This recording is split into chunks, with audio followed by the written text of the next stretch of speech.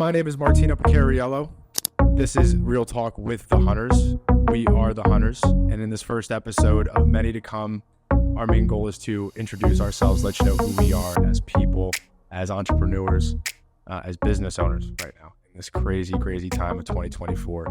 But it's a true honor to come to you guys here and be able to just kind of openly discuss what we're seeing, because there's a lot of questions I think we can all agree, and there's a lot of uncertainty. There's a lot of misinformation out there. So this is Real Talk with the Hunters.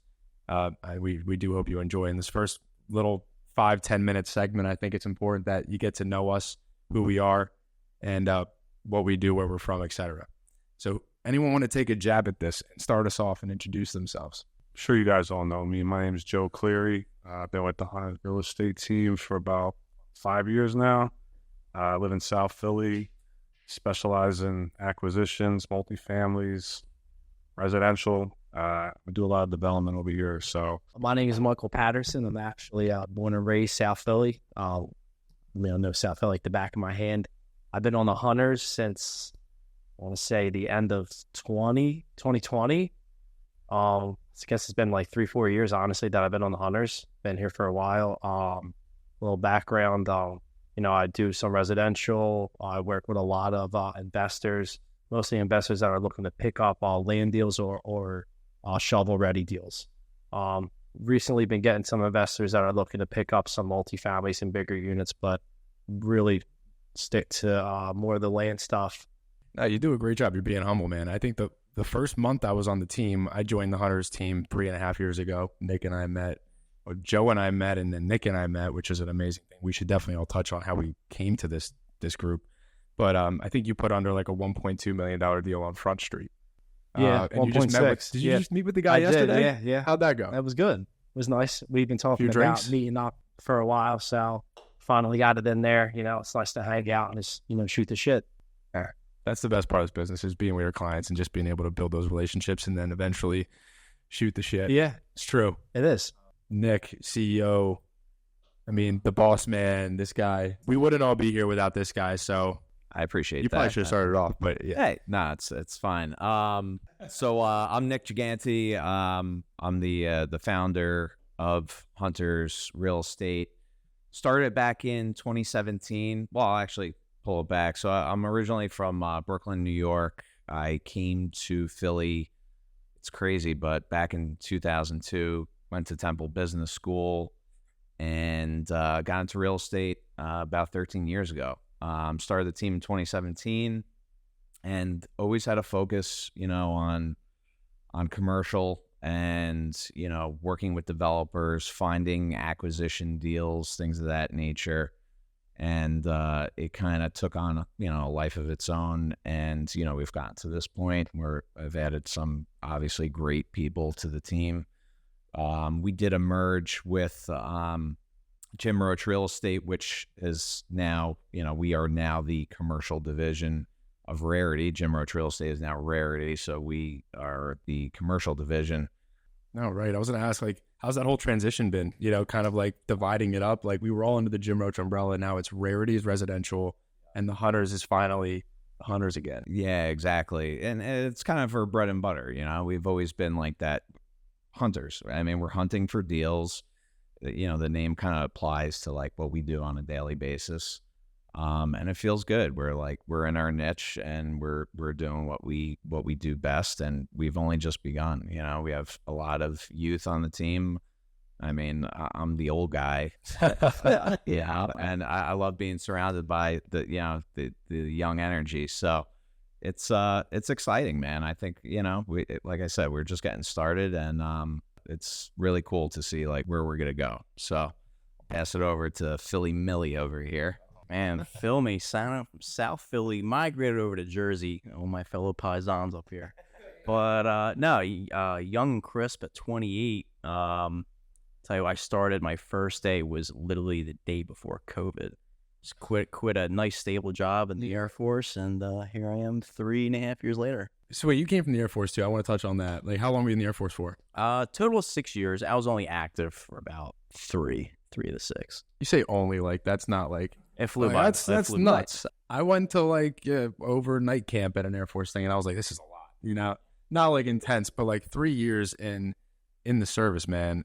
Like what got you into real estate in the first place? And obviously we know you came at a really awkward time with the pandemic, but like what drew your attention over here? Yeah, I'm sure we'll dive into that. If I were to summarize it, I always knew I wanted to be in real estate. Most of you guys know my uncle Frank Mazzio. He's a pretty prominent developer in the city. Shout out Frank. And I come with to follow in his footsteps. I'm not like I can't even hang a picture frame, let alone build a building. But I'm a very analytical guy. I like the social side of things and like just overall deal junkie, like everybody else up here. So that's my way of being a real estate broker and stuff. That I'll stay in my lane. No, that's fair. I can relate too. I tried to get in construction with my Uncle Mike. You guys know my Uncle Mike. And CNR. Shout out Mike. Yeah, same thing, dude. I'll tell you a story. I was like staining his garage door and I was at the top level. The stain is up top with me. We're on top of this ladder, not even 6 steps. I'm staining, dabbing. I move the ladder. I didn't bring the stain down with me. So the stain's at the top of the ladder while I'm moving it. It's all over my head. It pours all over my body. It's all over his sidewalk, ruined his whole sidewalk. He had to block it up. He said, dude, get out of here. So that's kind of when I knew. I was like, I want to be in this, but I don't think I'm meant for the construction like you said. So did anyone ever tell you get your sales license, or was it just kind of self-intuition? No, it was kind of a self-intuition thing. I think like I knew I wanted to buy real estate, but I wanted to be the first person to know about that deal. So I know I couldn't build anything. So what better way for me to buy real estate is to just go find out like the deal on my own. You know what I mean? So I was like, all right, I might as well just get a license at that point. And little behold, 3 years later, now we're broker. I love that.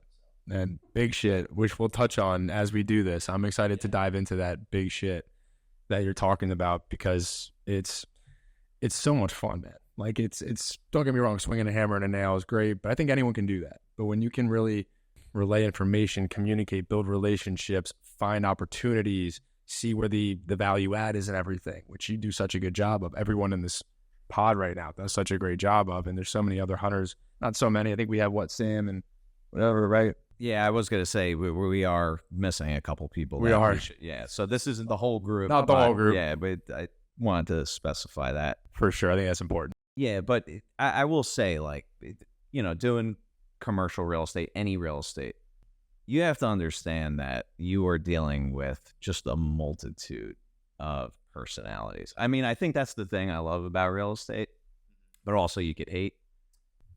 For sure. You meet some people that are just you're like, wow, I didn't know the world had people like this, and you have to, you have to obviously do what's best for them and kind of, it's all about communication. It's all about communication, really, like communicating with people effectively. But it's, it's like real estate. You're just like, you never know what you're going to get.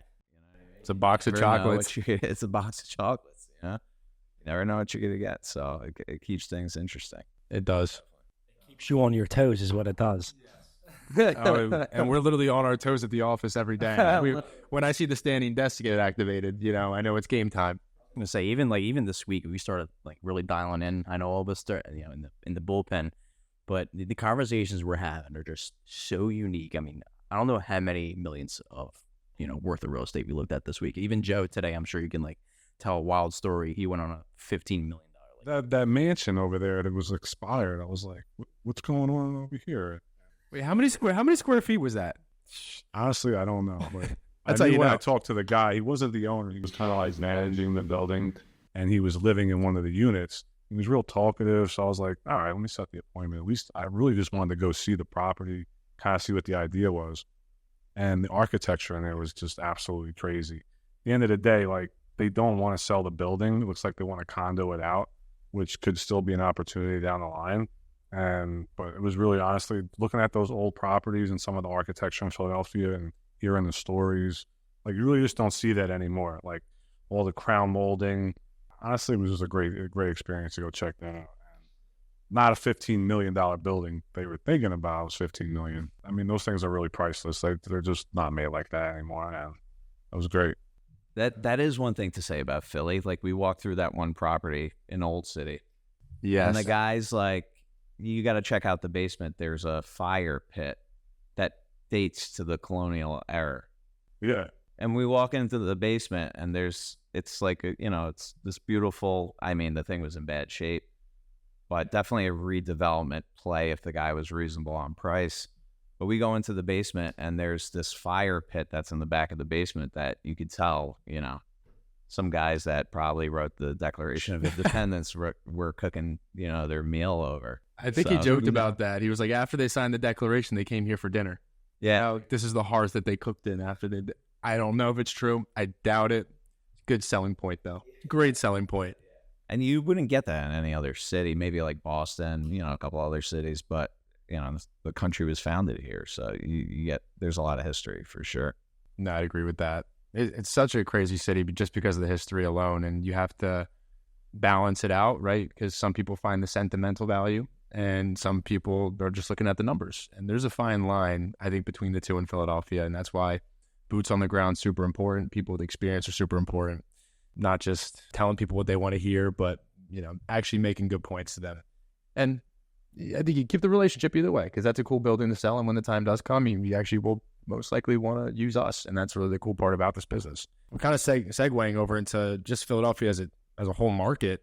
I mean, Nick, you printed out some good info here. Yeah, I wanted to bring some stats to the conversation, but I was going to say, like, it's a good segue to talk about pricing, just because, I mean, we could all agree a lot of people, I mean, pricing, what we've seen, and this is probably nationwide, but specifically speaking in our city, the bid to ask gap has been so large for the last couple of years.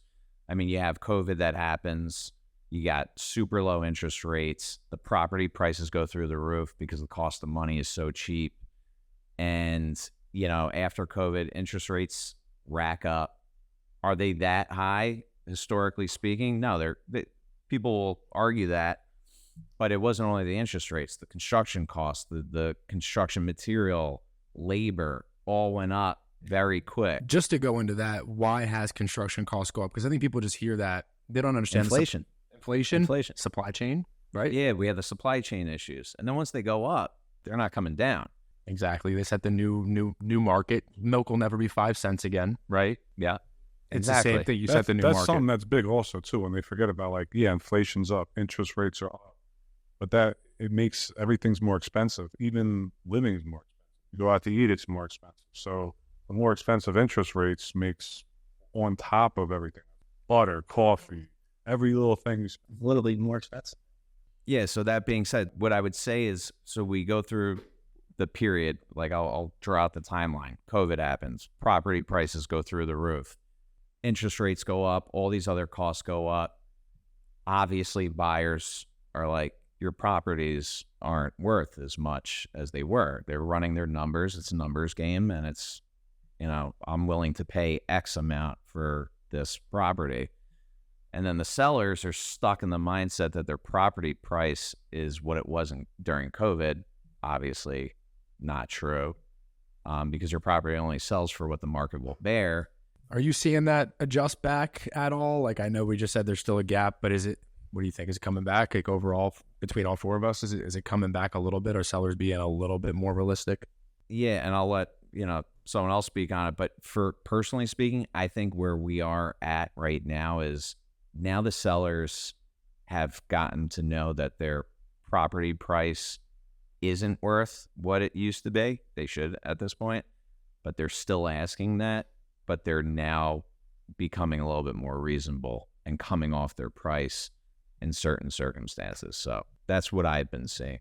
Yeah, I'm seeing similar things where, that they understand that the price may not be that high.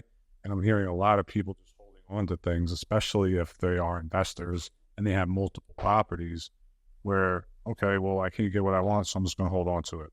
And then the buyers, as far as investors, they don't want to pay the high number, and then there becomes a big standstill point.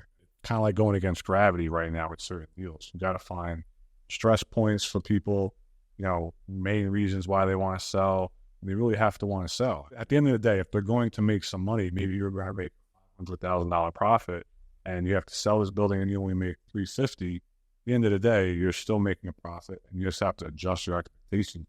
It's a different market we're in. I also think too that right now there are a lot of people that are in the hole.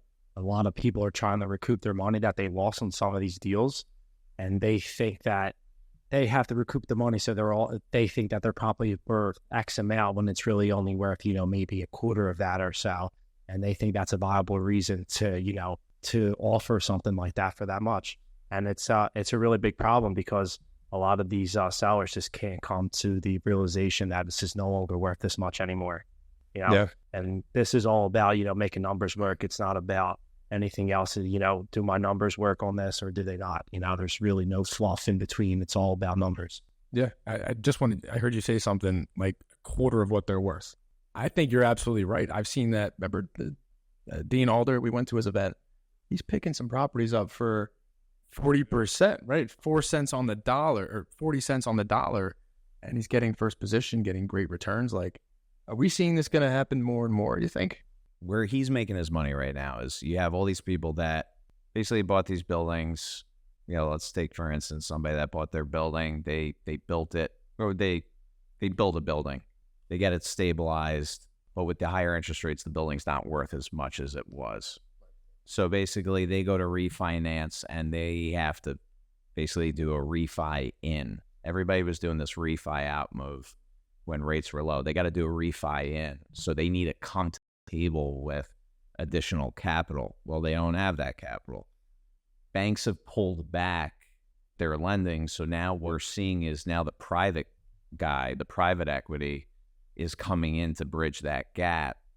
And they're making windfall profits. I mean, when we saw Dean Adler, he's making, he's in a preferred position, making 17% to 23%, because these owners have, it's insane. These people have equity, but they can't do anything with it, and they're basically trying to white knuckle this out. And the only way they could do that is by getting bridge capital from a guy like Dean Adler to get them through this like high interest rate period and try to just wait, but they're going to pay for it. And obviously guys like that, they know that their back is against the wall to a certain extent. And therefore that's why he's making, again, 17 to 23% on preferred debt. I mean, that's very good. Yeah. Save for the people in the back, like 17 to 23%. And you're coming in on literally pennies on the dollar. Like, opportunities like that don't happen so often. Like, when did he say 40 years? Like, this was the last time this was an actual option. He said, he had not seen numbers like this in 40 years on that type of business strategy. And I did read, and I was telling you that it's going to be short-lived. I feel like a lot of people are going to pounce on this opportunity. I did read that Goldman Sachs raised $7 billion for that type of lending because they see it too. And I think they're paying 13%. I think I sent it to you guys, but they're paying 13% return to the people. But again, they're making a nice rip on these types of deals. So it's a great, it's a great what was he saying opportunity. too? He was giving them like 30, 40 cents of the dollar. Like, he's coming in and saving them, and they're happy to take that 30 to 40 cents on the dollar because it's better than getting nothing. Because it's better than getting nothing. And I talk to a lot of level-headed investors. I think we all have level-headed investors in our database, and we all have those dreamers. We have those guys who maybe aren't experienced. They don't know. But level-headed investors are more than happy to take that. Really, truly. Yeah. And that's actually a gift if you look at it from certain perspectives. So, we don't have to dive too much into that, but I think there's a lot of people watching right now or listening who don't even realize this opportunity is existing, So bring it to light and hopefully just show people what kind of conditions we're in right now on a global scale.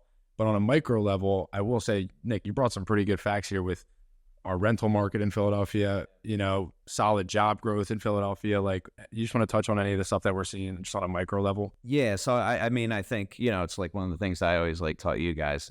It's like, look at the numbers, you know what I mean? Look at the numbers because that's what, especially in commercial real estate, because it comes down to the numbers, you really want to understand the fundamentals that affect, the asset that our business is based on. So it was actually funny, but this definitely took me by surprise that Philadelphia is ranked top 3 in the country right now for net jobs gain.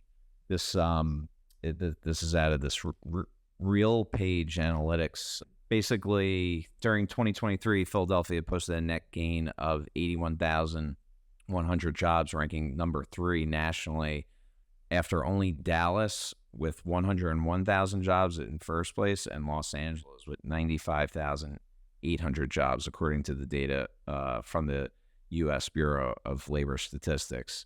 Philadelphia's recent job additions were nearly double the pre-pandemic average from 2015 to 2019.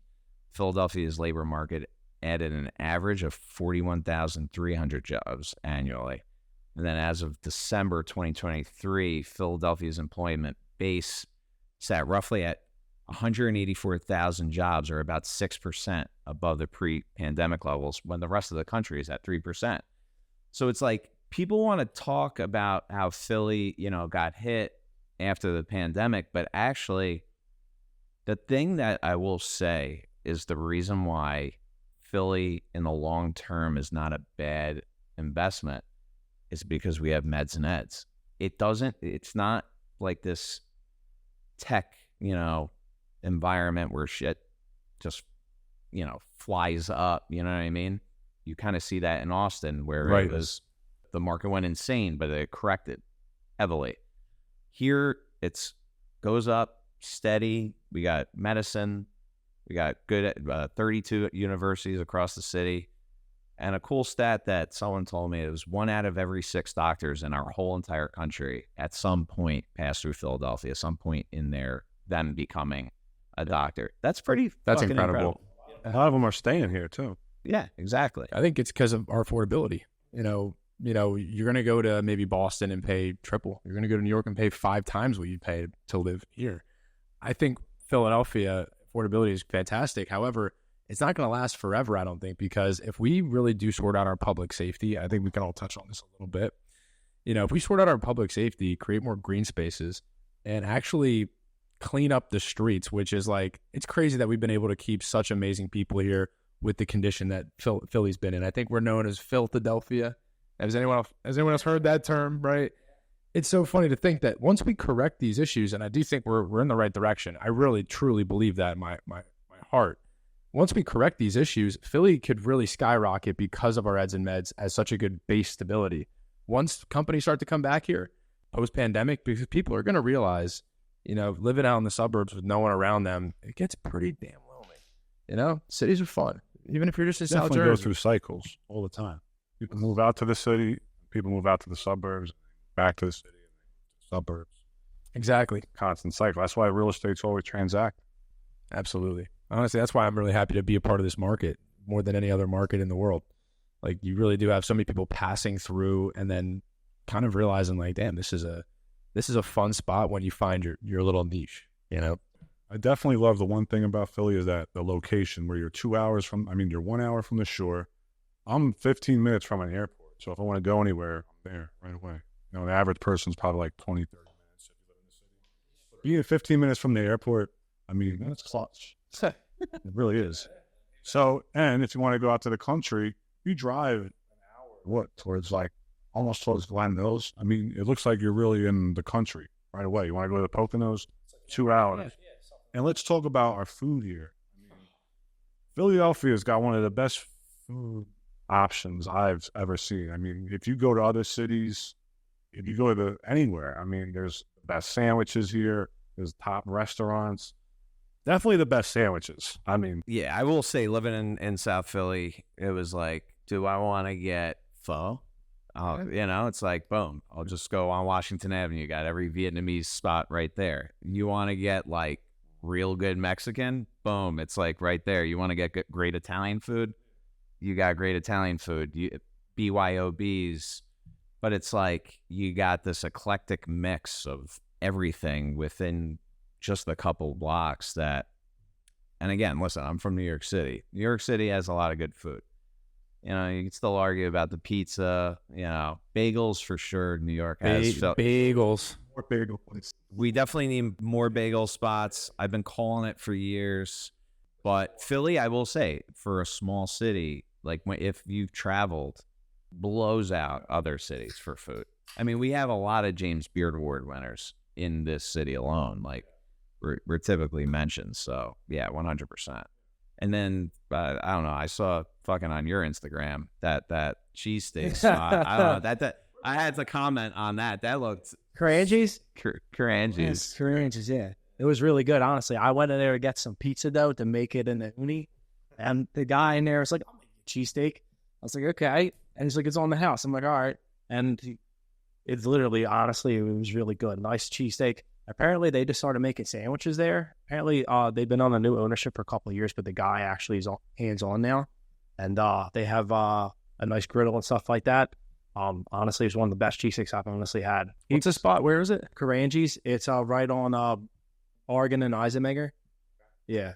It was really good, honestly. And he said it comes out so good is because they make it to order. They're not pumping like a bunch of meat on the griddle and, trying to pump Trying out. to plant the seed. Trying to plant the seed. Hey, listen, I'm a big fan of Angelo's, so that's like my top tier. Angelo's. But like that was Shout out. That was really good. Shout out Angelo's. Who did they have serving steaks over there? An actor. Bradley Cooper. Bradley Cooper. They have like that food truck that I see that's in New York, and then it was in Vegas. That's wild. It's pretty cool, honestly. What's your favorite spot? No. Truthfully, Angelo's is my number one spot. But I feel like if you're coming to the Philly and somebody tells you Patagino's, they're lying to you. They're not actually. Now, Patagino's is like if you're drunk on like a Saturday night at like 2 a.m. Yeah, that's great. But if you want actually like a nice cheesesteak, not like slop for lunch, maybe. Yeah, for lunch, and you don't want to feel like your stomach's full, just like 1,000 pounds or something. I disagree. My top, if we're gonna be on the cheesesteak discussion here, my top, Steve's Princess Steaks, baby. Steve's is good. I will give Steve's. Steve's is really good. I do like Steve's. Steve's is really good. You can't disrespect Steve's. I was sad about that. I was very sad about that because it was nice having Steve's right in Center City. But I'll be happy to drive to Bustleton and get a nice Steve's. With the double meat and melted American. Oh, they got the melted American and the whiz. You got to get the both, and then they got the hot fries.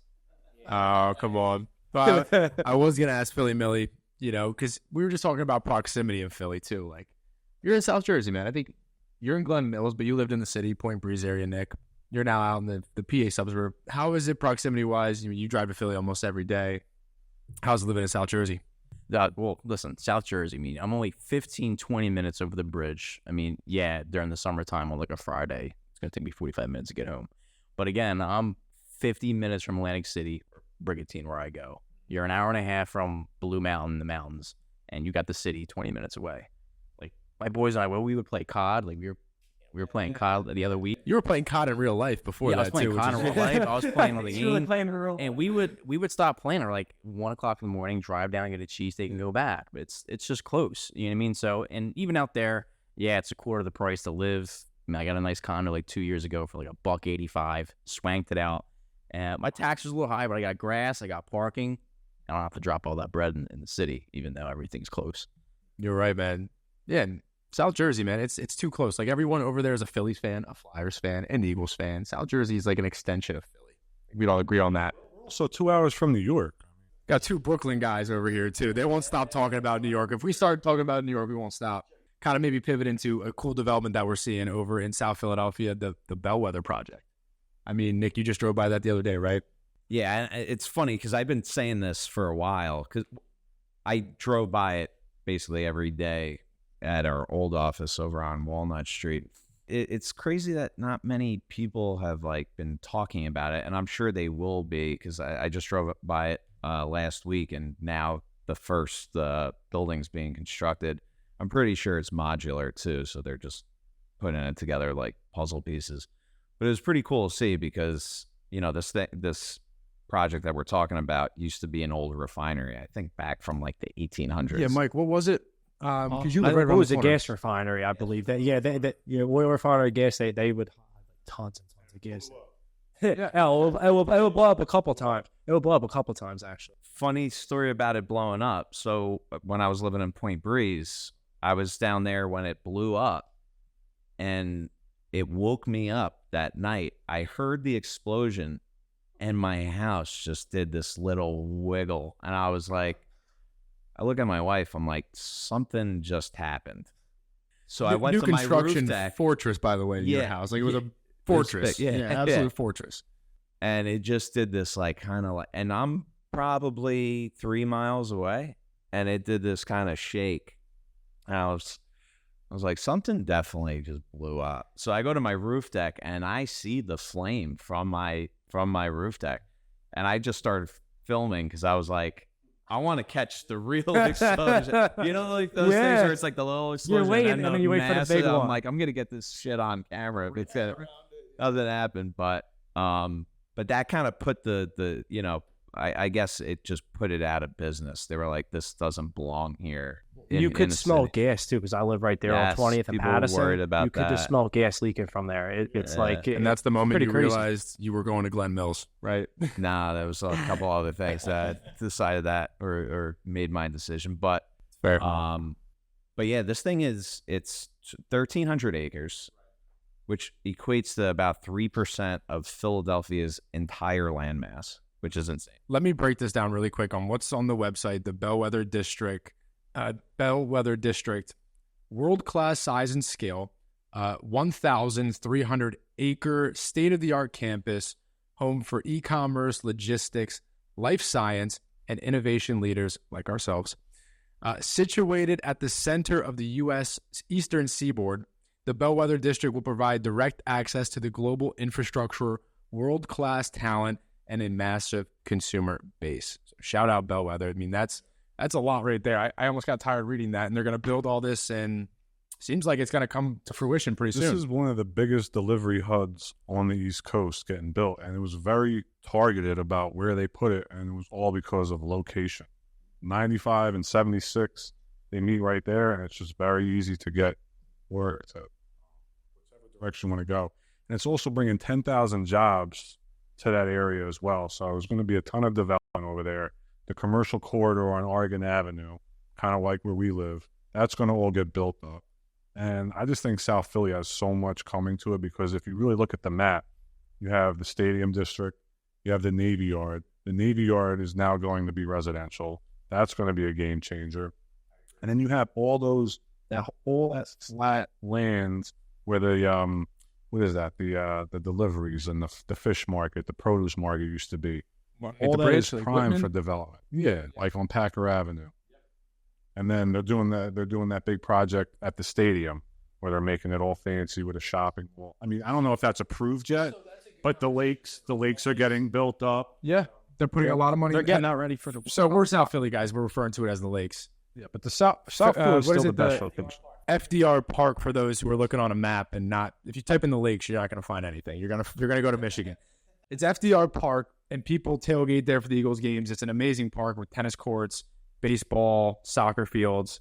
There's even a lake in the middle. I used to skate on when it froze in the wintertime. You remember that, Mike? Yeah, a couple of my friends would go on the smaller one, Yeah. smaller lakes there, so you could get in there. It's risky, It's but risky. so the cops would tell us Yeah. to get off. They're like, "What are you idiots doing?" Or I'm you like, would "We dare- love hockey." Just working on my slap shot. Watch out. But yeah, no, like that is an amazing park. I think Packer Park. So Mike and I can maybe touch on it a little more. Mike grew up like born and raised there.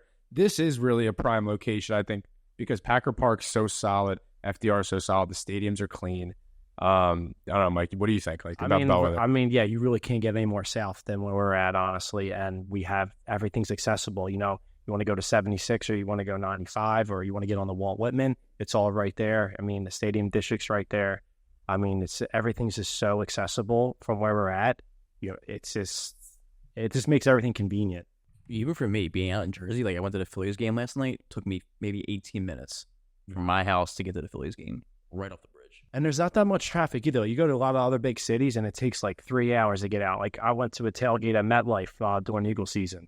It took forever to get out. It took forever to get out of the stadium. Just to get out of the parking lot alone was like 2 hours, and then you got to drive all the way home. What's your thoughts on the 76er Stadium coming in the Center City? I know everybody wants to hear about that. It's a great question. I mean, I don't have too much of a say. I hear a lot of stuff. Like we were fortunate to go to the Union League luncheon and hear David Edelman speak on it. He's the president of the Sixers and the owner. And we just mentioned the sports complex maybe being built up. I think that's an attempt to keep them. I don't know if that's finally, going to actually finalized, I should say. But I think being in downtown would have its pros and cons. And I think everyone's really stated them, and it's pretty obvious. But overall, I do think East Market, which is just east of, basically City Hall, it's run down. Like, we all drive by it. We all know East Market. It used to be one of the most highly used commerce sections for commerce in the country at one point. Talk about Philly and its history, right? Like, and now you walk by it and you're like, I want to get out of here quick. Where are we going? I always thought that area in the city was so underdeveloped. Being in the location it was, it felt like an average avenue anywhere. They have so many like mixed up jewelry stores. They have all these different stores, and it's literally like 2 blocks from Macy's, City Mall. You got the Hard Rock Cafe over there. You used to have the gallery over there. I think they made a good attempt of trying to bring it back of what it originally should have been. They didn't do the best job as far as making it a fashion district by making it more of an outlet mall. No, I agree. And I've been to that mall. They tore that whole thing apart, redid the whole thing to try to make it better, to just come to the conclusion that no matter how nice we make this, especially post-pandemic, I hate to say it, but malls are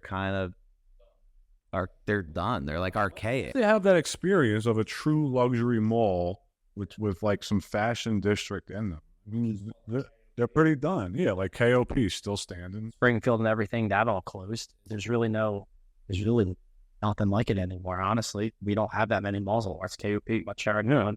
I talked to 99% of people who live in the city. They go to Jersey for their shopping. They go to KOP for their shopping. Even Target and even Costco. They don't want to shop in the city. They really don't. Which is, I don't know. I think that's a sad thing. I mean, agreed. Joe, you're from New York. I remember growing up, we would take the train. We would take the train to Canal and Broadway, and then walk up Broadway and shop for shoes, and you get all your gear for the different seasons. You should have. There's got to be that HUD of the exclusivity, the sneaker shops that are good. You got the suit shop. You have good shops that are exclusive to the city. They got more options.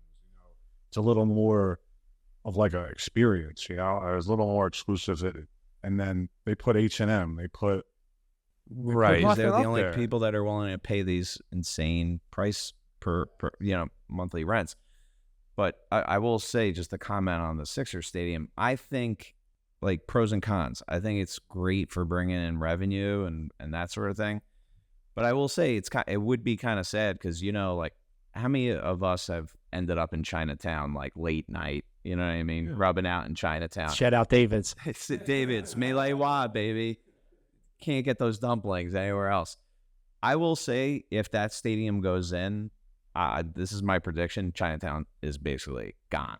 All those shops, all those places are going to be done. Because they're gonna just jack up the rent, you know what I mean, and all those small little restaurants are gonna be. There might be a couple that hang on because the owners of the restaurants own the buildings, but all the ones where they rent, they're gonna be done.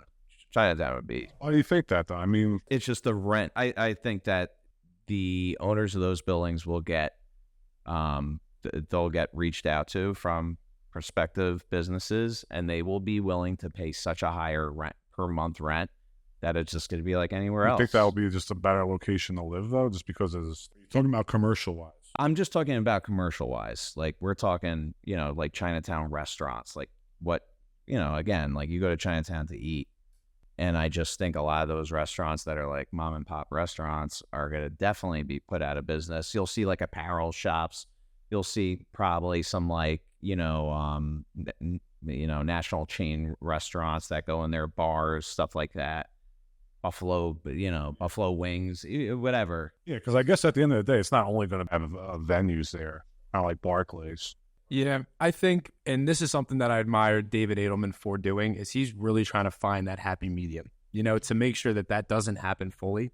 So what he's proposing, and I just pulled it up here, is a 395-unit apartment building attached to the stadium that would actually be somewhat connected. Because if supply increases, obviously demand's going to increase, but if supply increases, or if he can help stabilize maybe the taxes so people aren't getting pushed out because of taxes, that could counter all this. And look, there's no silver bullet. I think we're all looking for that in this world. There is no silver bullet. There's always going to be people coming in, big man, takes little man finds another place, and then they get pissed off and then become the big man, and then they take the other, right? It's just an arduous cycle from arduous momentum to abundance. And right now, the Sixers and Edelman want to be in that position of abundance, which 28 other professional teams have a stadium downtown. So I get his point. I see what he's saying. And he is not being treated correctly, I don't think, at the Wells Fargo Center as terms of, you're with a team right now who's, I think, are a great team. I mean, they have their problems. We could probably talk about that for another hour. But, like, they need to be treated the way they need to be, the right way, the way they want to be treated, the way David sees them being treated. And he wants to put them in a position to win. And I get that. But I'm with Nick. At what cost?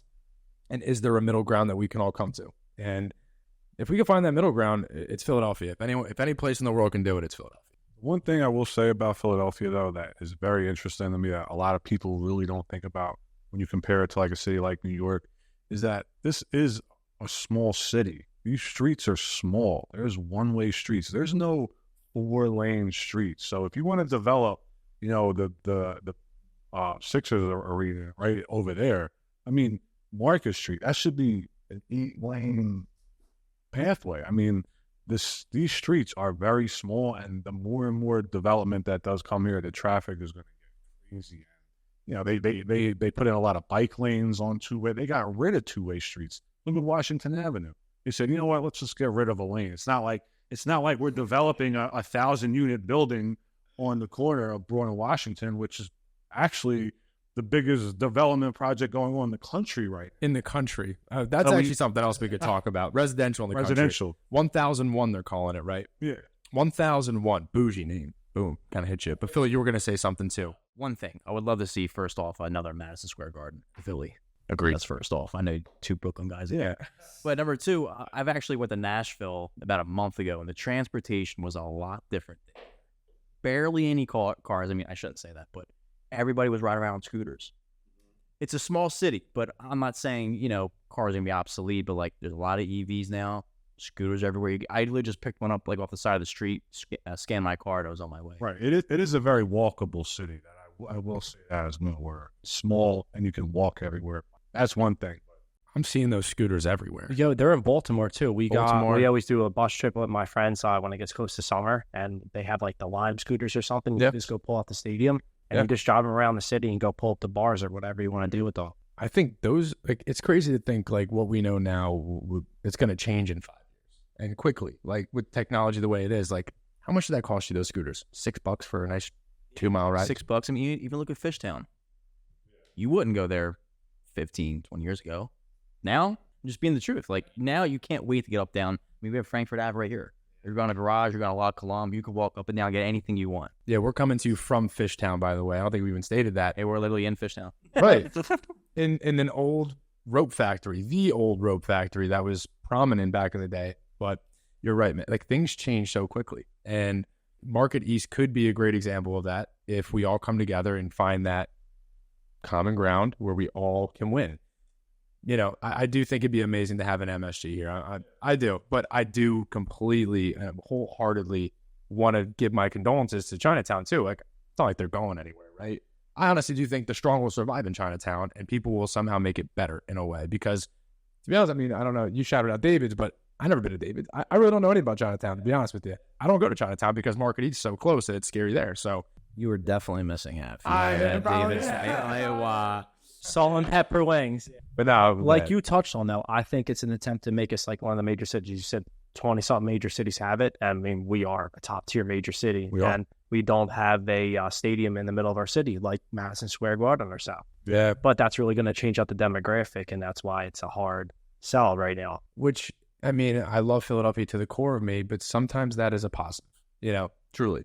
We don't have to get into the nitty-gritty. There is, but it's hard when something's there that long to try to switch it over to something else. No doubt about that. No doubt. I think Chinatown can thrive there if they put a plan in order and they do things the right way.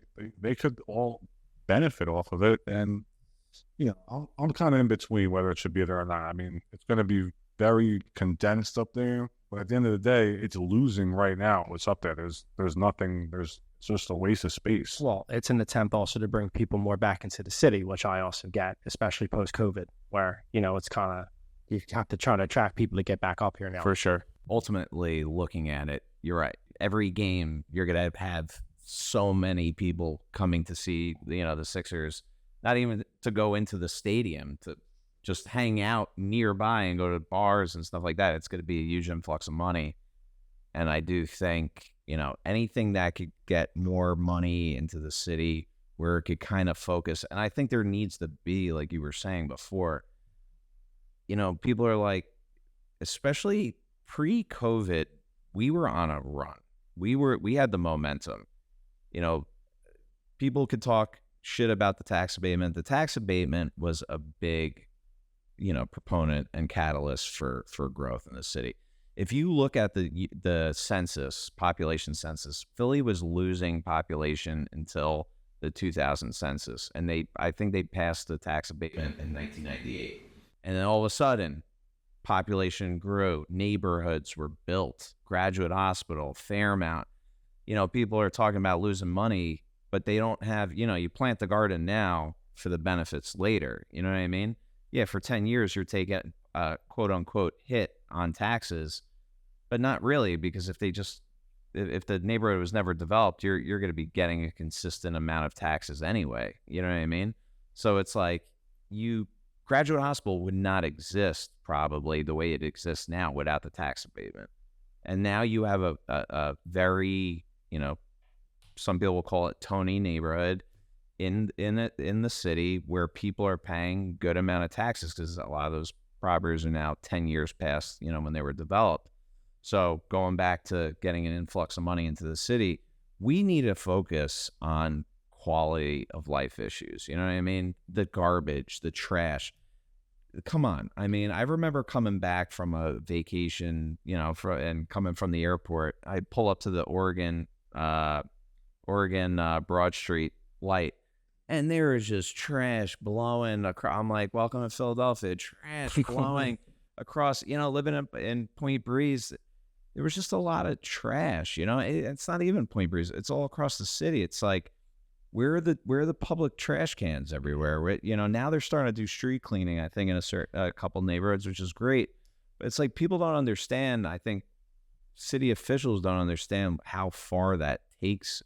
You know 100%. What I mean? It's like it's the broken window theory. You know what I mean? It's like if things look better, then people will then flock to it, and they will treat things better. If things kind of look kind of tired and broken, people don't care about it. So it's like, and I think they have been doing a good job. Like American Avenue has blown up, and they've really, they put that the island in the middle. We're on Delaware Avenue. Delaware Avenue looks very different now. They planted all the plants. It looks good. So I think they just need to keep kind of continuing those efforts. And I know it takes money, but I think we get taxed enough and there's enough people contributing to the tax where we should have no shortage. And I think with the broken window theory, like you kind of just mentioned, I think green spaces, you go out of the city, you see so many, and in certain areas of the city, there's some great green spaces. Rittenhouse Square is fantastic. You don't see any trash there. Washington Square West, I mean, those are just two off the top of my head. But you can go into East Passyunk, Joe, you know it very well. Yeah, there's some great parks. We just talked about FDR in Packer Park. That's been a staple. And it's such a minor thing. But green spaces, knock down an old building, put a park there. No one's going to throw trash on grass. They're going to throw trash on trash. So that's really, I think, such a small thing, but that will be a huge difference if we can start to incorporate that in the city, more green spaces. And I will say, even in the lower income areas too, like a lot of those, like you're building your first development that you're doing on 20th and like Tasker. It took Connor Barwin to basically take that park and turn it into something nicer in Point Breeze. You know what I mean? Shout out Connor Barwin. But, it's like that. Those types of things there should be an initiative to do that. And that's citywide. I think just people don't have respect for the neighborhoods anymore, back in the day, people respected where they lived. And right now, people really don't care, and it's like people come in here and they judge a book by its cover because they see all the trash in the street, kind of what Nick was saying. All I got to say is 2% transfer tax. And that's all I'm saying. Coming out to Jersey, I think it's 0.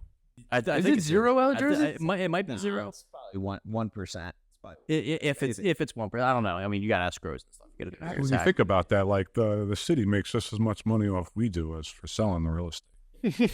I was real. going to say, We're making 2%, 2.5%. They're making 2%, 2.5%, just off the tax. well, you think you want to work for the This city, ta- Joe? You want to start working for the city? No, this oh, they're double popping everything. They're 4 double point- popping every single deal. The city.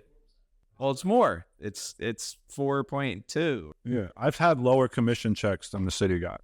Nah, like we could absolutely dive into just little things because we've been in the neighborhoods for quite some time. Combined, we have decades of experience in the city, so we can definitely all agree that there's just some little things that make big differences. Yeah, they need to be more business prone over here. That's the one thing. I had a business before and it was very hard to operate, and I feel like Philadelphia just needs to lighten up a little bit. The business taxes, there's taxes on everything. It's just so crazy. It's so hard to run a business, and now they're even doing it with the development.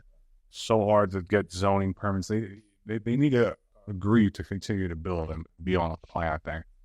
And I don't know where we're going next, but I did want to ask, like, even after this podcast, but how are you finding deals right now? What lists are you pulling? We've been pounding the pavement for the past 2 weeks. I mean, hard. But I'm just curious. I mean, we're on the phones, but everyone's pulling different stuff, different filters. Who you talking to? What's actually transact? I'm just curious of how you're. That's a great question. Looking for ownership. If you have a deal in an area, you could search around and see who owns similar things and try to, position yourself, not say, you're looking to sell, I want to list this with Cedric, bring them something, I have this over here adjacent to you. Would you be interested in this? And, have those type of conversations and open up the door instead of trying to sell someone on something, more or less, try to bring value to them. And I mean, depending on what area and what you're calling, if I have a good development deal, then I'll just leverage myself with that and just look for similar owners. So if I'm hearing you, circle prospecting. Yeah. I like that. Joe, what do you got? As far as finding deals right now, I mean, me and Phil are always hunting down some deals. The hunters. That's where it comes We're from. basically looking at ownership, how long somebody's owned the building. Are you an occupant owner? Has the building been up for lease for a long time? It's not getting leased. Are you an absentee owner? Do you own multiple properties that have now gained lots of value over the years? Maybe you want to sell one off. Vacant properties. And the main way to find deals right now is, like, I think we all know it, is distressed properties and the people that have to sell. And they're all out there, and you have to go directly to the banks to find them. And we're still working out the logistics on how to really find all that right now. So, and delinquent properties. So we got to get a little more investigative. It's not as easy right now to find deals. I'm sure everybody can agree. And, the investors, nothing's penciling out. Multifamily sales are down 70%.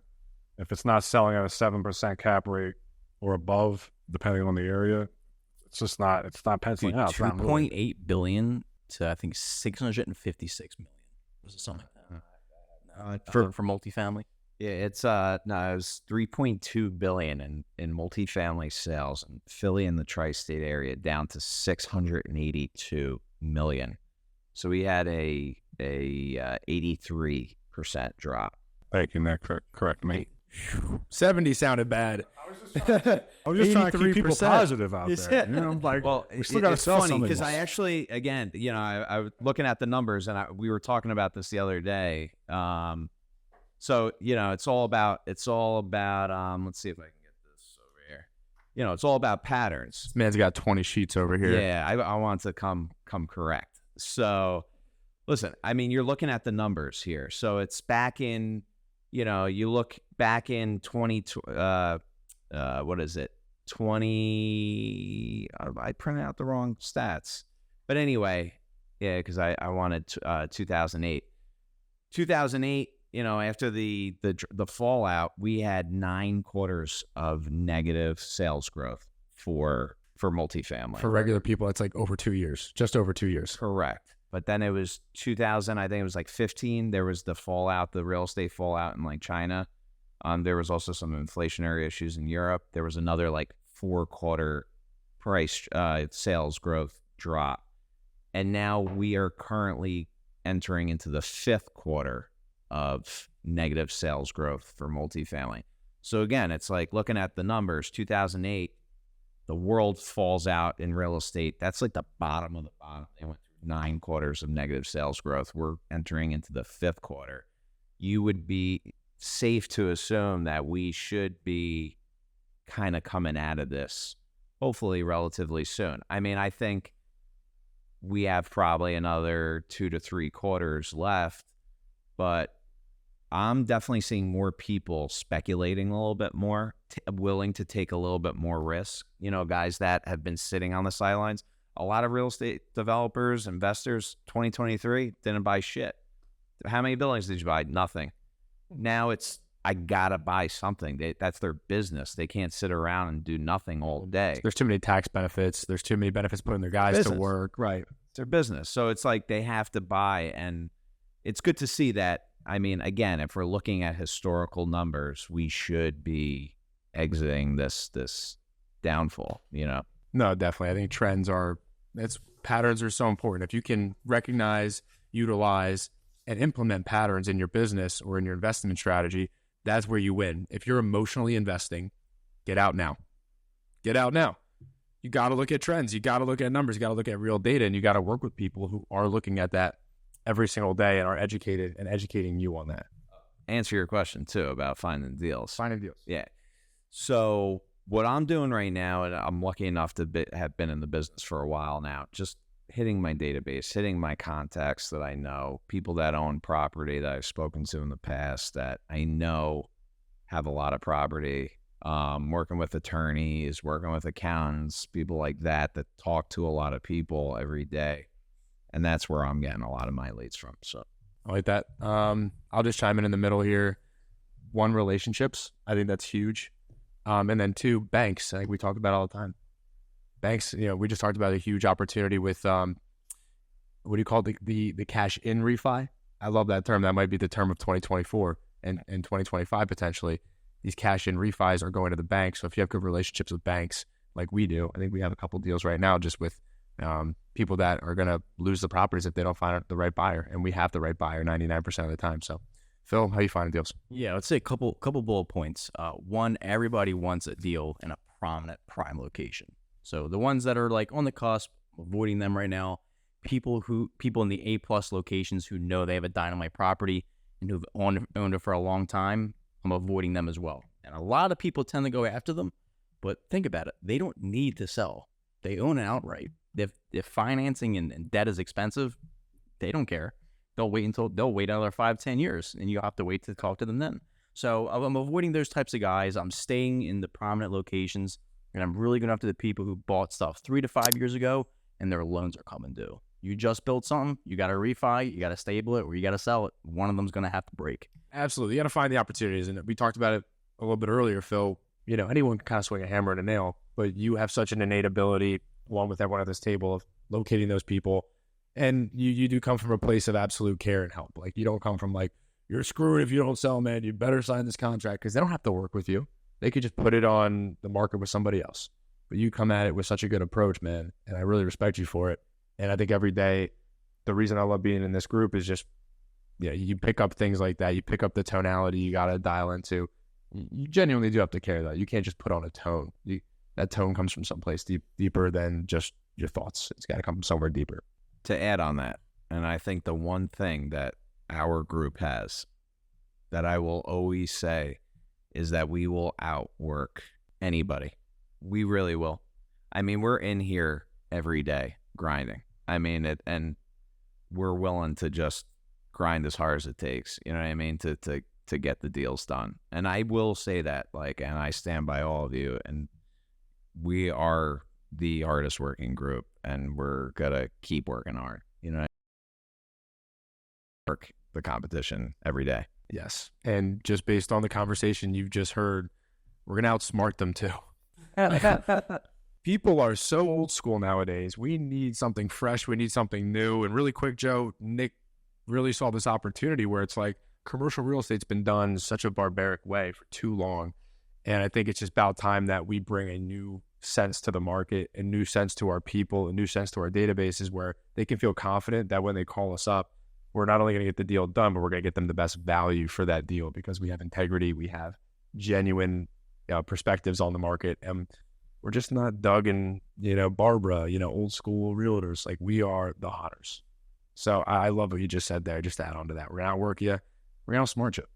Typically we'll kind of keep these, pods a little shorter, but this was our inaugural intro episode. So really hope you guys enjoyed it, obviously, but just always great to just connect with these guys away from the desks, away from the bullpen, and just really talk about what we're seeing. I think at the end of the day, that's why we do this. It's just to openly talk. And if you find value in this, fantastic. Please follow us. Please like us. But it truly is selfishly for us. Like and subscribe. It's truly for us to feel like we're in tune with each other, right? But at the same time, we also want to bring people on that we want to get their opinion, their takes. We want to figure out what they're seeing in the markets, because as soon as you see a different person's opinion on the other side of it, from an attorney's perspective, from a developer's perspective, it really opens up your eyes as an agent too. And I think us agents, like you said at the beginning, we talk to so many different people. We get that clear blend from the developers, from the architects, from the attorneys putting these deals together. We get a clear blend of everything. And I think we can really communicate it to our clients, our investors who are maybe not as informed. I truly think that between us in here in this room right now, that we know about every deal that's going on in the city. I don't think things are just sliding under us. I mean, Phil, Nick, Martino, Mikey, if there's a deal going on, if there's something that's coming up, I just feel like we're just very in tune with what's coming up. We know. Facts. So I appreciate you guys for watching. Appreciate you guys for being on. Now, we got an event we're going to right now. What's it called? Who's throwing this event? To the Michael's Given Hand Gala. Amazing. For Chris Terrio's cousin, who unfortunately, committed suicide. So great event. They're raising money for that, to get people support. Check on your loved ones, obviously. So that's where we're all off to. Right. And that's what it's all about, honestly, our people. I think that's what we do everything for.